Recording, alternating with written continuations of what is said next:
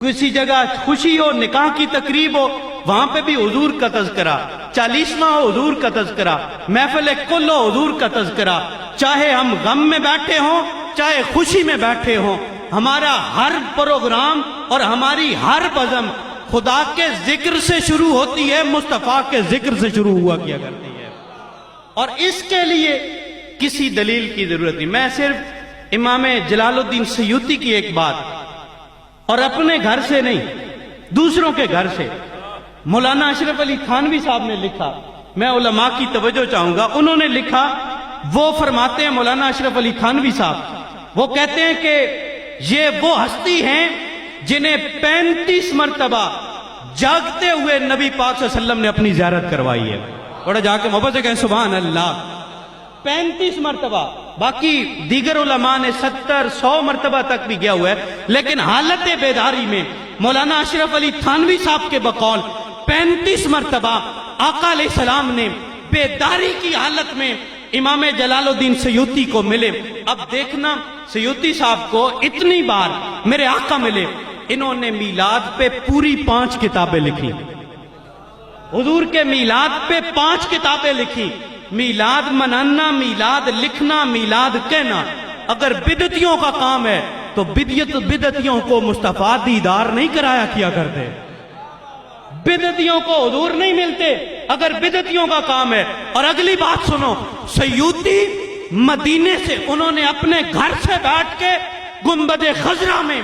آقا کو دیکھا، تب بھی عقیدہ ہمارا ثابت، اور گنبد خضرا سے نکل کے میرے آقا سیوطی کے گھر تک آئے، تب بھی عقیدہ ہمارا ثابت۔ ہم یہ پیغام دیتے ہیں کہ تم یہ کہتے ہو کہ 35 بار میرے آقا نے دیدار کرایا جناب سیوطی کو، تو ماننا پڑے گا میلاد کا ذکر کرنا کروانا یہ بدعتیوں کا طریقہ نہیں، محمد کے دیوانوں کا یہ کام ہے۔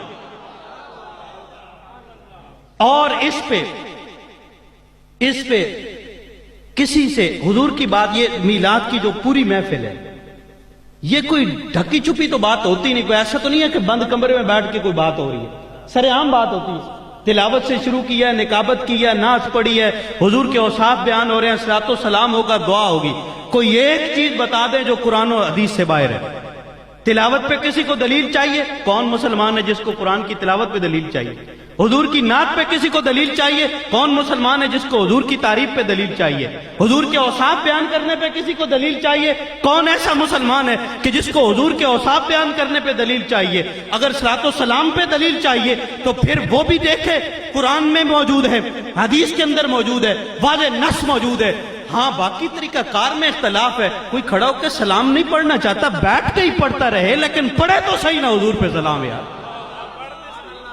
پڑھے تو صحیح، کھڑا ہو کے نہیں پڑھ سکتا، وہ بیٹھ کے ہی پڑھ لے۔ اس گھر میں کوئی ایسا نہیں ہے انداز، جس کا جو بھی ہے، جیسا بھی ہے، جس طرح سے بھی پڑھے۔ اور ابن جوزی جیسا شخص بھی حضور کے متعلق یہ جملہ کہے بغیر نہیں رہ سکے۔ اپنی کتاب الوفا کے اندر ابن جوزی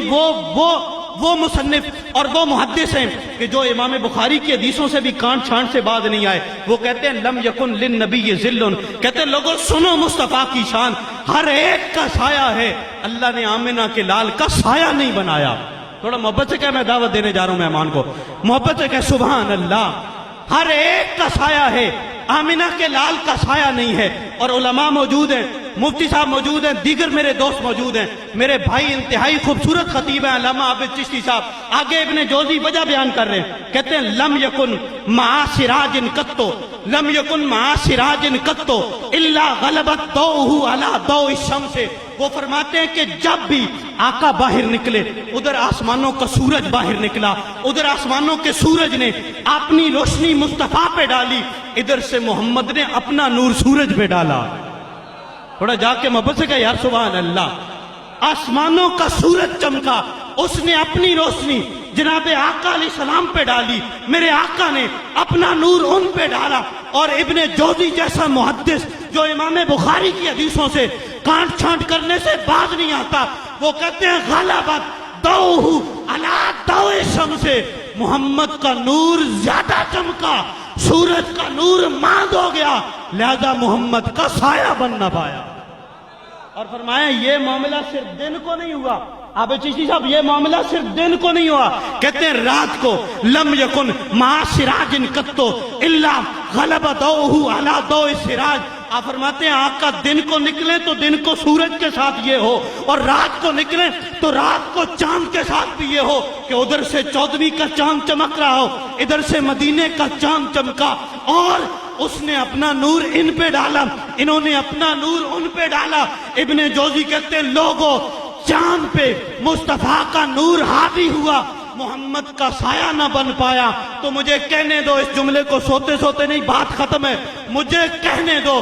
آمنہ کا لال وہ ہستی ہیں کہ ان سے خیرات لینے کے لیے کبھی آسمانوں کا سورج آتا ہے، کبھی آسمانوں کا چاند خیرات مانگا کے آتا ہے۔